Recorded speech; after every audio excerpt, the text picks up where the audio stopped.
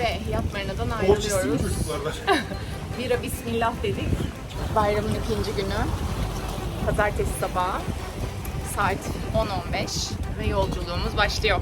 Burak Kaptan halatları neta etmeye çalışıyor. Marinadan ayrılmaya İnşallah çalışıyor. güzel bir sezondur, keyifli zaman geçiririz. Biz de güzel şeyler yaşayıp güzel paylaşımlarda bulunuruz. Mikrofonlarımızı unutmayız. İnşallah.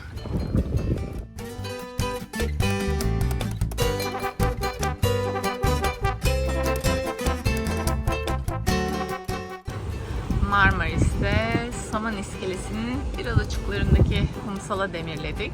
Ben tekneyi bekliyorum. Burak bademe almaya gitti.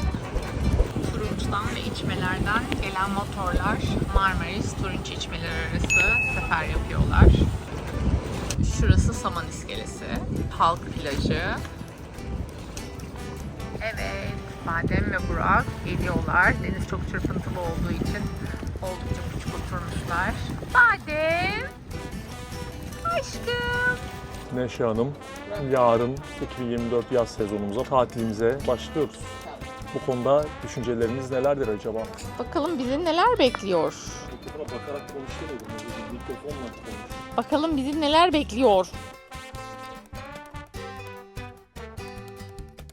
Badem, geçen yaz kaldığımız yerden bu sene devam edeceğiz. Sen neler düşünüyorsun acaba? Heyecanlı mısın? Bekliyor musun heyecanla? Yarın çıkıyor muyuz yollara? Bugün 17 Haziran. Yatmarina'dan çıktık. Marmaris'in sahilindeki Saman İskelesi denilen yerde demirimizi attık. Geceyi burada geçireceğiz. Yarın sabah erkenden gün çıkışımızı yaptıktan sonra Simi'ye doğru yola çıkacağız. Rüzgar neredeyse tamamen durdu. Dolayısıyla deniz çarşaf gibi son derece keyifli bir akşam.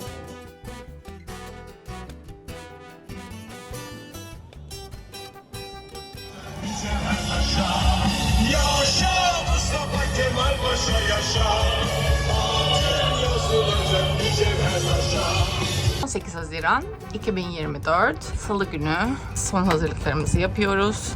Saat 9 gibi çıkışımızı yapacağız Marmaris Liman'dan. Marmaris Limanı hemen suyumuza bırakıyoruz ve Yunan adalarına doğru seyahatimize başlıyoruz. Badem, heyecanlı mısın güzel kızım? Heyecan var mı heyecan? Gemimizin hem kaptanı hem miçosu her şeyi Burak Kaptan. Şak şak şak şak şak şak şak şak şak şak. Okey. Milyonlar koy. Burak Kaptan. Şak şak şak şak şak şak şak şak. Uhuhuhu.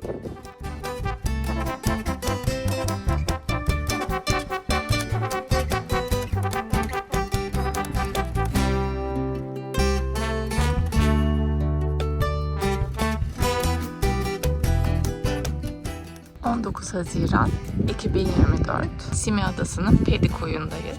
Geçen sene de Haziran başı gelmiştik bu koya. O zaman denize giremediğimiz için ben çok üzülmüştüm. Çünkü hava çok soğuktu. Deniz çok soğuktu. Bakalım bu sene deneyeceğiz denize girmeye. Birkaç gün buradayız.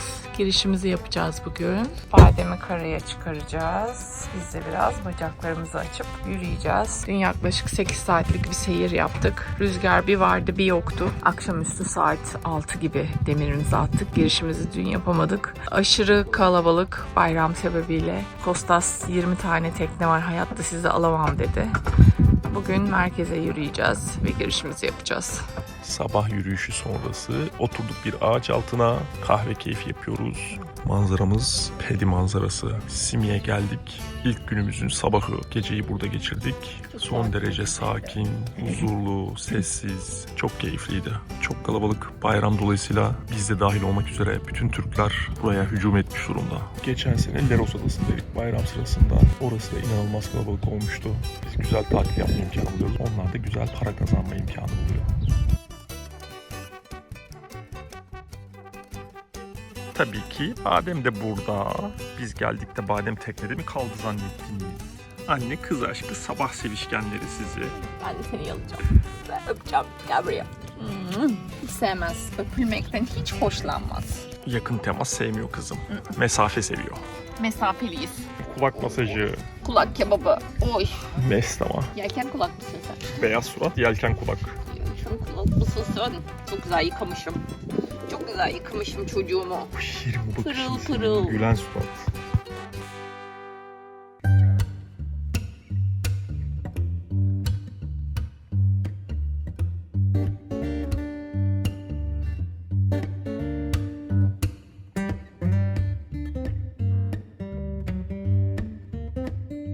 Greek is amígdalo. Amigdalo. El amígdalo. El amígdalo.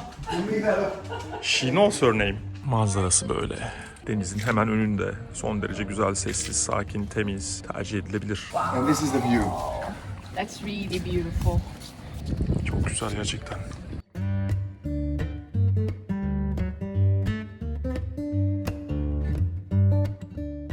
Kedi sülalesi. Hepsi aynı tip. Pedi'de birçok yeniden yapılmış ev var. Geçen yıldan bu yıla oldukça ciddi değişiklik var.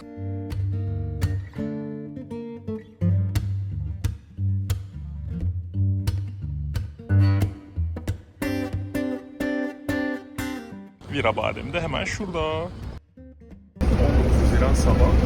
Şimdi Pedi'de demir attığımız yerden minibüse bindik. Simi'ye doğru gidiyoruz. Orada post hastalığı tutacağız. Gümrük girişimizi yapacağız. Teknik için, kendimiz için de vize girişimizi. Ben gemi adamıyla gireceğim. Neşe kendi vizesiyle girecek. Minibüs buradan Simi'ye 2 euro kişi başı.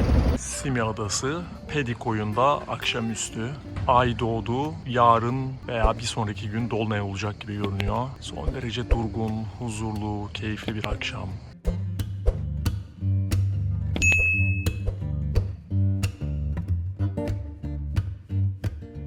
Yunan adalarında suyla ilgili çok sıkıntı çektiğimiz için bu sene bayağı hazırlandık. Bu içme sularımız. Sonra çay ve kahve için de şöyle bir alet edindik. Brita. Bir sürü arkadaşımız tavsiye etti bunu. Bunun için de filtreden geçirdiğimiz depo sularını çaya ve kahveye kullanıyoruz.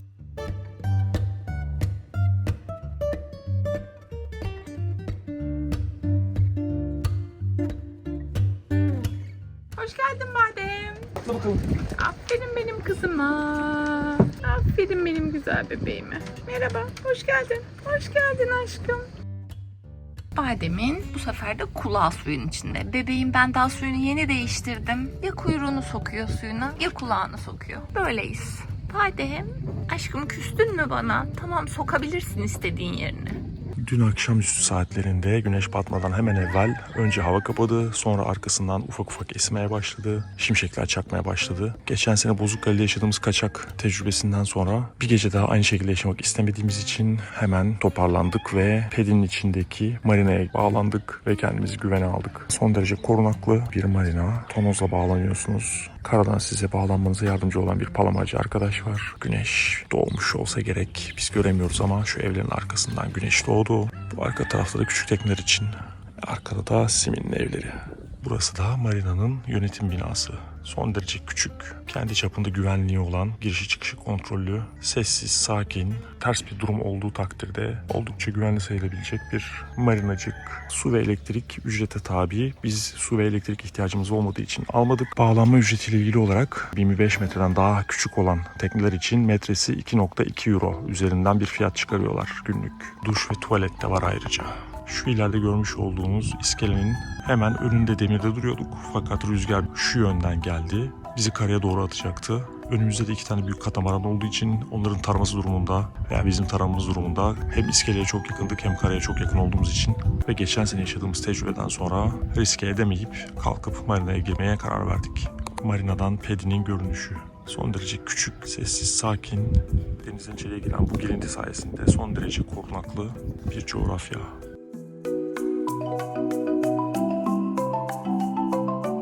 Can, komşu teknemizin bebeği Badem'i elleriyle besliyor. Hadi bir tur daha.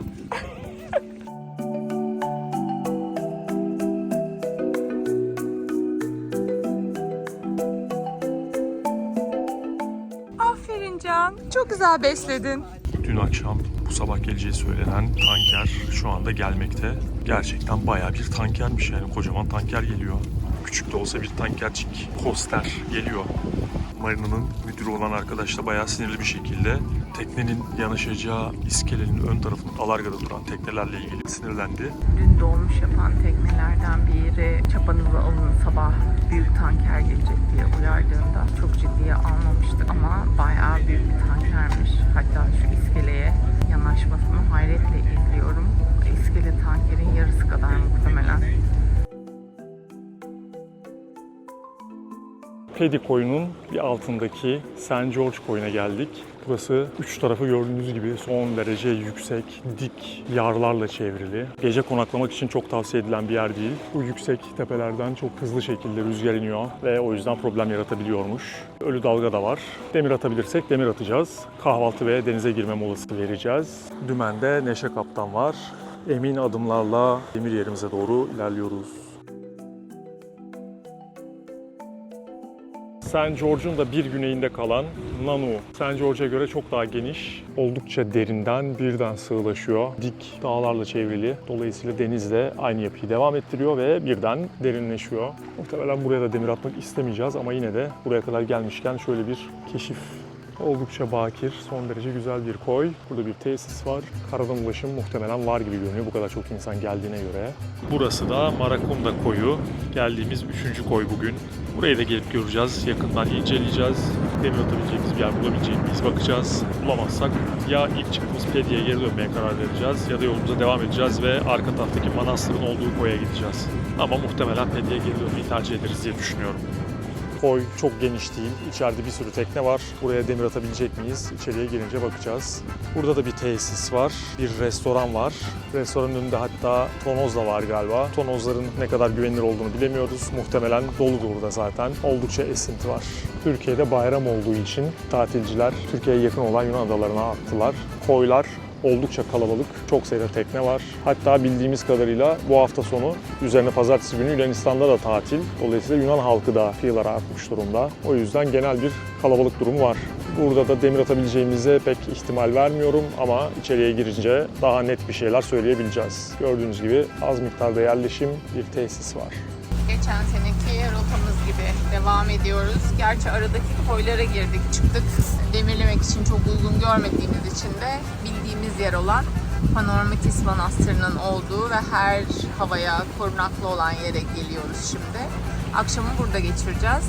Bugün pek denize girme olayımız olmayacak muhtemelen. Çünkü burası her yöne korunaklı olduğu için ve sığ olduğu için dip çamur, çok berrak, böyle çok keyifli bir denizi yoktu diye hatırlıyoruz. Panormitis Manastırı'na geldik. Buranın girişinde güzel bir yel değirmeni var. Burası Hristiyan arkadaşlar için son derece kıymetli, önemli bir yer. Buraya her gün koskocaman feribotlar geliyor gidiyor. Geçen sene geldiğimizde içinde gezmiştik. İçeride bayağı yelkenli tekne var. İçeriye girer girmez deniz düzgünleşti. Az önce bahsettiğim gemilerden birisi.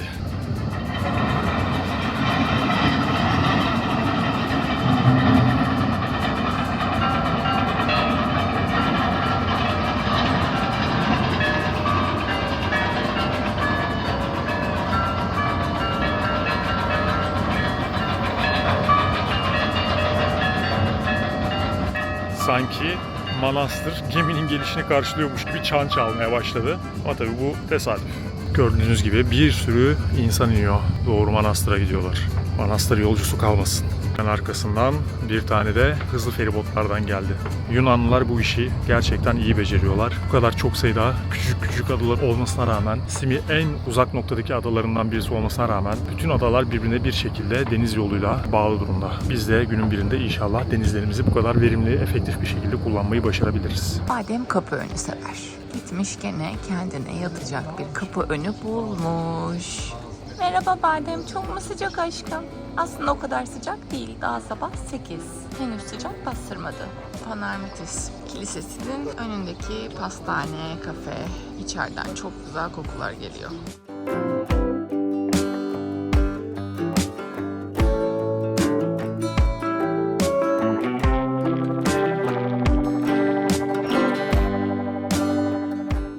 Ve bir badem.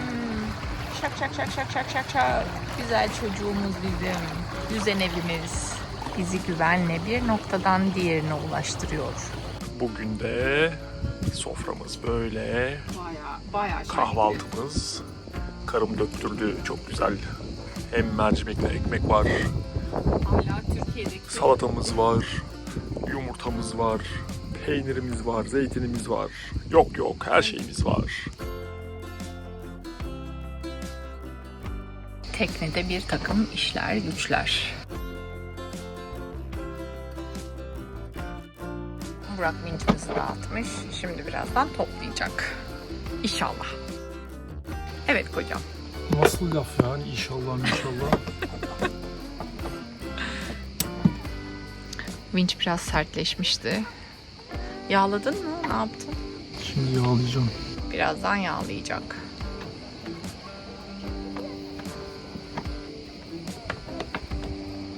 Ama hala bir şeyler yanlış yani sonuçta. Evet, parça arttırdığını söyledi ama arttırmamış. Arttırdığı parçaları yerine Şu anda vincimiz gayet güzel çalışıyor. Ellerine sağlık Burak'cığım.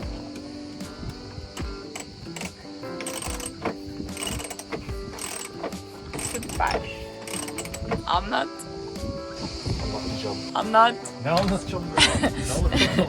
Öteki vinci toplayabilmek için bu vinci de Bundan kopya dağıtmış. çektim. Bundan Vince bakarak kopya çektim. bu vince bakarak kopya çekmiş. Neyse bunu da yağla bari. Ama onun sebebi He. şu iki parça Hangi? şuraya takılı kalmış.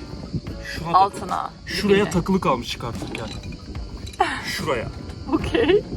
Buraya normal koydum o parçayı. Bu iki tanesi yok. Bunları temizledim. Koyuyorum. Eksik yok. Sonra baktım burada fazladan var. Orada nerede diye aranıyordum. Bir baktım buraya takılmış kalmış.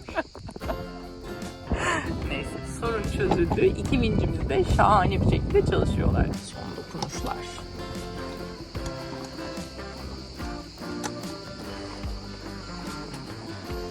Oldu mu? Tamam mıdır artık?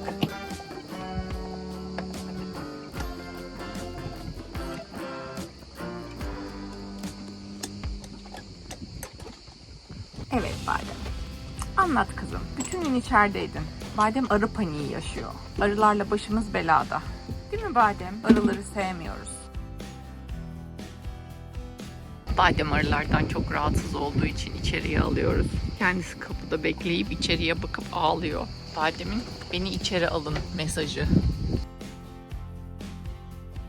Panormitis'te bugün ikinci günümüz. Yarın pazar, dolayısıyla burası inanılmaz kalabalık. Hatta pazartesi günü de Yunanistan'da tatil olduğu için 3 günlük tatili bizim bayram tatilini değerlendirdiğimiz gibi bu arkadaşlar da değerlendiriyor. Şu anda güneş batmak üzere. 2 gün geçirdiğimiz koy. Karşıdaki yel değirmenini görüyorsunuz tepenin üzerinde. İleride bir badem.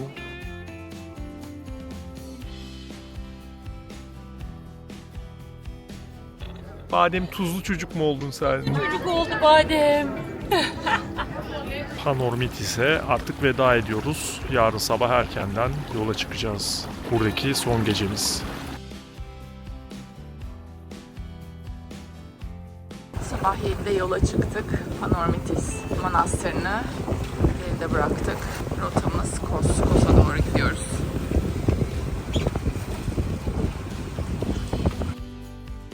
Simi'nin artıları eksileri neydi bizim için? Özellikle geçen seneyle bu sene arasında ne farklar gördük? Gene Kostas'ta girişimizi yaptık. Bu sefer geçen seneden farklı olarak tekneyi limana sokmadık. Çünkü bayramda Simi'ye ulaştığımız için port otoriteleri de çok yoğun olduğu için Kostas bize dedi ki Pedi'de demirinizi atın, buraya girmeyin. Zaten sırada 20 tekne var. Pedi'den bir dolmuşa atlayın ya da bir taksiye atlayın, Simi'nin merkezine gelin, ben girişinizi öyle yapacağım dedi. Geçen seneyle bu sene arasındaki fark buydu. Bunu bilmiyorduk biz. Yani tekneyi limana yanaştırmadan, gümrüğe sokmadan giriş yapabileceğimizi ilk defa gördük. Belki bu Bence bu ekstrem bir durum. Öyle her zaman keyfi yapabileceğim bir şey değil. olabilir ama gerçekten hepsinin beyni yanmıştı. Giriş yaptığımız acentanın da yoğunluktan beyni yanmıştı, port otoritenin de beyni yanmıştı. Merkezde resmen tekneler sırada bekliyordu tonoza bağlanmak için. 3-4 tekne. Orası resmen otopark gibiydi böyle. Girenler çıkanlar. Ya sırf o da değil, feribot botlar da böyle yığın yığın insan yığdılar. Pratiklik oldu. Gittik, bağlandık, atladık bir otobüse, gittik Simi'nin merkezine, işlemlerimizi hallettik. Ama onda bile 11 diye randevu aldık. Bir de aksilikler işte üst üste. Elektrik kesintisi vardı. Yeniden randevu verdiler 12'de buluşalım diye. Bir de internetimiz olmadığı için İletişim de kuramadık. eski usul oldu yani. Cep telefonları olmadan evvelki usulle şu saatte şurada buluşalım şeklinde anlaştığımız için 5 dakikada halloldu iş. Farkındaysan Kostas'ı göremedik bile. Kostas yanına bir yardımcı Ben almış. gördüğüm adamın Kostas olduğunu zannediyordum ama Hayır. Neşe iddia ediyor ki hayır o Kostas değil. Hayır, Kostas o Nikos. Nikos'un orada şu saatte yapacağız, bu saatte vereceğiz bilmem dediği başka bir adam vardı. Ben onun Kostas olduğunu düşünüyorum. Sonra girişimizi yaptık. Bastık, döndük geriye tekrar Pedi'ye. Pedi'de bayağı yapılaşma var. Yani tabii bir Türkiye gibi değil. Her yerde böyle mantar gibi binalar çıkmıyor ama beton bir iskeleye yakın bir noktada Alarga'da kaldık. O iskelenin hemen uç noktasında böyle mavi beyaz köşede bir market açılmıştı. O geçen sene yoktu. İskeleden indikten sonra sol taraftaki yakasına doğru yürüdüğün zaman orada bir tane otel tesis açılmış. Çok güzel bir tesis. O tesis yoktu. Bu arada Türkiye'den gitmek isteyenler olursa gerçekten çok keyifli görünüyor o tesis. Bir de bir adamla tanıştık ya. En uç noktada o yürüdüğümüz hatta önünde oturup kahve içtiğimiz kayıtları da videoda var zaten orası. O çektiğimiz görüntüleri de paylaşacağız. Fortis gibi bir şey olması lazım. O adam evini bize açtı, gösterdi. Üst katını kiraya veriyormuş. Annesi dayamış. Döşemiz çok da keyifli, çok güzel bir yerdi gerçekten. Manzarası falan bütün Pedi'ye hakim. Çok güzeldi. Bence Pedi gerçekten çok güzel bir koy. Hem Hala denizi çok bakir. güzel, hem çok bakir. İşte tavernası yürüyüş. da var. Simi'ye yürüyüş demeyelim çünkü yürümek için bayağı bir önce dağlara, taşlara tırmanıyorsun. En az bir 15-20 dakika tırmanıyorsun. Sonra bir o kadar da aşağı iniyorsun. Dönüş yolunda bir daha aynı yolları tırman in. Geçen sene onu yapmıştık birkaç defa. Biz geçen sene Yorucu hiç bir şey. dolmuş kullanmadık. Niye kullanmamışız acaba yani? Ya saatleri denk gelmedi. Çünkü Hintiliğimizdendir. dolmuş çok gerçekten çok rahat yani. 2 euro, 2 euro. doğru. Şurası 2 Biniyorsun Simi'nin merkezinde 10-15 dakika sonra iniyorsun. Her buçuklarda Pedi'den Simi'ye gidiyor. Her saat başında Simi'den Pedi'ye geliyor. Ring yapan bir otobüs var. Yani 20 dakikada Gayet falan da gidiyorsunuz. Simi'ye inerken daracık bir yerden geçiyor. Otobüs denize düşecek falan zannediyorsun. O kadar dar bir yerden geçiyor yani. Simi bence diğer adalara göre daha pahalı. Geçen seneden bu seneye de son derece pahalanmış. Yani geçen sene de pahalıydı ama bu sene tap yapmışlar bence. Eğer Kozmote hat alacaksanız kesinlikle Simi'den almayın. Şu anda Kos'tayız. Kos'ta 25 euroya falan mal olacak olan şeyi orada 80 euro istedi, 3 aylığına 150 euro istedi. Yani gerçekten akla ziyan bir para. Geçen sene de pahalıydı ama ben geçen sene ya 50 euro istediler diye hatırlıyorum ya böyle 40 euro gibi bir şey istedi. Yani o bile fiyatını arttırmış. Bu arada restoranlar çok aşırı pahalı geldi. İnanamadık yani neredeyse %30 daha pahalıydı benim yaptığım hesaba Geçen göre. seneden bu sene. Geçen seneden bu seneye değil de diğer adalara göre. Yani Ha, şimdi tamam. Yunan adalarında bir standart var. İşte diyelim ki Grek salat. İşte 5,5 euro ile 6,5 euro arasında standart fiyatı. Hani nereye giderseniz gidin 3 aşağı 5 yukarı bu fiyatlar 8,5 euroydu. Geçen sene denize girememiştik. Haziran başında gittiğimiz için. Bu sene havalar daha denizde ısınmıştı haliyle. O yüzden girdik denize, yüzdük. Gayet güzel bir denizi var. Bir de Pedi'nin şöyle bir avantajı var. Biz o avantajı kullandık. İşte Alarga'da 2 gece Pedi'de kaldık. Sonra bir hava geldi. Ani bir Hava bir değişti, bir kaçak olacakmış gibi hissettik. Bir de geçen sene Bozburun'da sağlam Kaçak bir kaçak yedik ve o bizde bir travma yarattı. Ve o yüzden de hani o havanın böyle bir değiştiğini hissettiğimiz an hemen tekneyi toparlayıp Pedi'de Pedi Marina var. Ve oldukça korunaklı bir yerde ve tonozları da var. Yeni de bir Tonoza marina. bağlı. Aslında 4 yıllık bir marina dedi adamla konuşurken. Oraya kaçtık. Geceliğine 38. metre başına 2,2 euro doğru. %24'te vergisi var. Demek ki 30 civarı bir şey verdik doğru. Buna elektrik ve su dahil değil. Gayet temiz bir tesis. Yani son derece basit.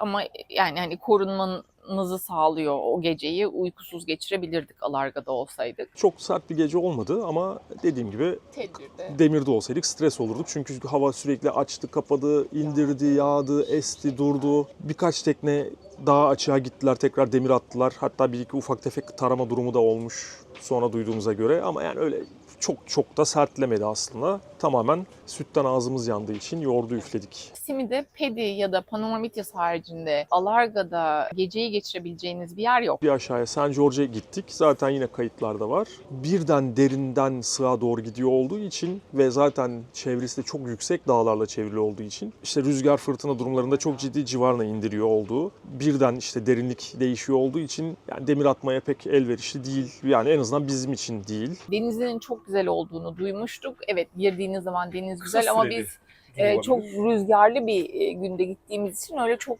keyfine varabilecek bir durumda da değildik. Bir de oralar bir Girdik, kanal çıktık. yapıyor yani. Dışarıda rüzgar yokken oradan eserek geçiyor rüzgar. Bir kanal yapıyor durumu da var. O yüzden Özellikle 3. girdiğimiz koyda. St. George'dan sonra 2. ve 3. koylar da var. Adlarını şimdi hatırlayamıyorum. Onlarda hatta birisinde tonoz da varmış zamanında ve o tonozlarda kopma olayları falan olmuş.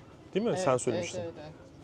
Bayağı ciddi olaylar da yaşanmış. Yani o tonozlara da ne kadar güvenilir? Soru işareti. Eğer bağlanıyorsanız da o tonozlara mutlaka altlarını bir ne kadar derine dalabiliyorsunuz, bakabiliyorsunuz bilemiyorum tabii Bir ki de ama kontrol Pedi'den etmek lazım. çıktıktan sonra Simi'ye doğru biraz kuzeye tırmandığınızda hemen Pedi'nin girişinde Aya Marina diye bir koy var. Herkesin çok tavsiye ettiği bir koydu. Adanın arkasında kalan yer. Evet, ama orada da sadece böyle 4-5 teknenin bağlayabileceği büyüklükte demir atabileceği bir koy ve biz çıktığımızda da zaten hali hazırda bayram çok günü. kalabalık olduğu için oraya da giremedik. Yani orayı da göremedik. Biz bayağı yavaş yavaş Panormitis'e doğru gittik Evet, yani bütün koyları keşfetmek istedik çünkü hani çok güzel olduğunu duyduk vesaire. Geçen sene girmemiştik. Zaten denize giremeyeceğiz diye düşünüyorduk. Havada soğuk olduğu için, serin olduğu için. Bu sene en azından girelim.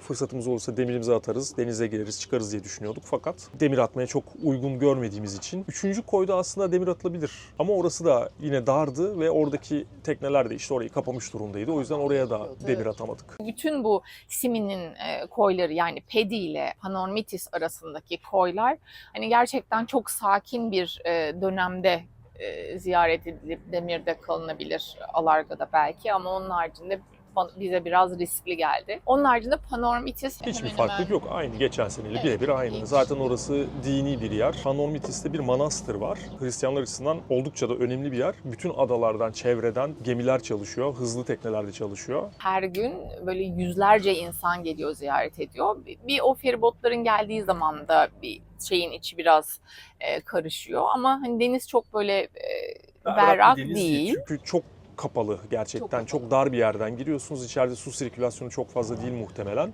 Ama suyun kalitesi güzel. Yüzmek Evet. için falan suyun sıcaklığı. Bir de dip, görmüyorsunuz sadece. evet, dibi görmüyorsun. Dip gerçi 5-6 metreye demir Kum. atabiliyorsunuz. Kum ama Gayet erişteli güzel. bölgeler de var. Dikkat etmek Erişteli lazım. bölgeler kıyıya yakın ve dışarıdan bakınca görüyorsunuz koyu renk. Yani kumla erişte olan yerler gayet belli. İşte O yüzden hani erişteye demir atmak akşam bir şey demir atılırsa biraz hani erişteye denk getirmemek sıkıntılı olabilir ama genel olarak dip yapısı böyle kumlu olduğu için rahat demir tutuyor. Hani biz çok rahat kaldık. Çok ciddi Alarga'da. rüzgar da almıyor zaten. Almıyor. Gerçi çok sert havada orada değildik. Gayet güzel, keyifli geçirdik. Sadece bir tane taverna var, bir restoran var, bir tane kafe var. İkisinin Aslında de manastırın interneti hemen var. yanında arka tarafta taş fırın olan bir restoran daha var. Orayı ben tesadüfen keşfettim fakat açık değil, kapalı. Ben gördüğümde kapalıydı. Yani orada öyle bir taş fırın var aslında. Aslında bakery gibi bir şey var galiba da. Su doldurabilirsiniz. Aa, içme evet, suyu içme çeşmesi suyu var. var. Manastırın kapısının Ayazma. hemen yanında. Manastırın kapısını karşınıza aldığınızda sol tarafta kalıyor. Merdivenden aşağı inince. Oradan şişelerle su taşınabilir, içme suyu. Panormitis'i seviyoruz. Genelde orada bir gece geçirip Oradan Tilos'a geçmiştik. bu sene de oradan Direkt Kos'a geldik. Aslında kuzeybatı tarafında bir yer daha var galiba ama genelde orası hep rüzgar üstü olduğu için orada yani bilmiyorum. Simi'nin bir kuzeyindeki koydan bahsediyorsun değil mi? Bir İyice kuzeybatıya bakan. Burnun orada şöyle bir orak gibi böyle bir çıkıntı şey var. O mendirek mi yoksa doğal bir yapım bilmiyorum. Haritadan böyle bir çıkıntı görüyorsun da onun arkasına böyle giriyorsun ama tam böyle kuzeybatıyı alıyor yani. Ne kadar korunaklı bilemiyorum. Okan Beylerle tanıştık Simi'de. Marina'ya bağlandığımız zaman. Onlar bahsettiler orada öyle bir yer var diye. Ama kendi gözümüzle görmedik. söylenmeyecek şey, bayramlarda Simi'ye gitmeyin. Kalabalık Evet, oluyor. bayram. Yiyecek kalitesi, fiyat performans çok sizi mutlu etmeyebilir. Türkiye'ye yakın adalar bayramda ciddi Türklerin istilasına uğruyor gerçekten. Sezon açıldıysa sadece Türkler değil, bir sürü başka ülkeden de insan olduğu için çok kalabalıklaşıyor ve ada halkı da artık gerçekten turistlerden beziyor. Yani o şeyi görüyorsunuz. Yani böyle ay gitse artık bunlar. Sezonun başı olmasına rağmen daha. Evet. Evet, bu sene insanların feribotları falan iptal edilmiş. Gerçekten çok mağdur olan insanlar vardı. İşte Simi'de biz acenta'da kendi işlemlerimiz için beklerken böyle birkaç Türk gelip hani hangi adaya nasıl geçebiliriz, işte feribotları iptal olmuş, Türkiye'ye nasıl dönebiliriz araştırması yapıyorlardı. Bayramlarda adalar insanların burnundan gelebilir diye düşünüyoruz. Biz de hata ettik, doğrusunu söylemek gerekirse, hiç bayramı hesaba katmadan çıktık yola. Bir dahaki sefere muhtemelen bayramlarda çok da... Niye öyle söyleyeceğim? Bayramı hesaba katmadan. Geçen yaz da bayramı yaşamıştık. Yine bu şekildeydi. Ama Gayet de unutuyor böyle olacağını biliyorduk yani İşte ama insan çıkmamız unutuyor. gerekiyordu. Ama insan unutuyor yani. Evet, bu kadar Bu zorlandığımızı tekrar yaşayınca hatırladık. Evet. Geçen bayramda Leros'taydık. Sonra Panomitis'ten çıkıp Kosta tırmandık. Kos'a tırmandık. Şu anda da Kos'tayız. Bir dahaki bölümümüz inşallah Kos'la ilgili olacak. O bölümde buluşmak üzere. Hoşçakalın. Hoşçakalın.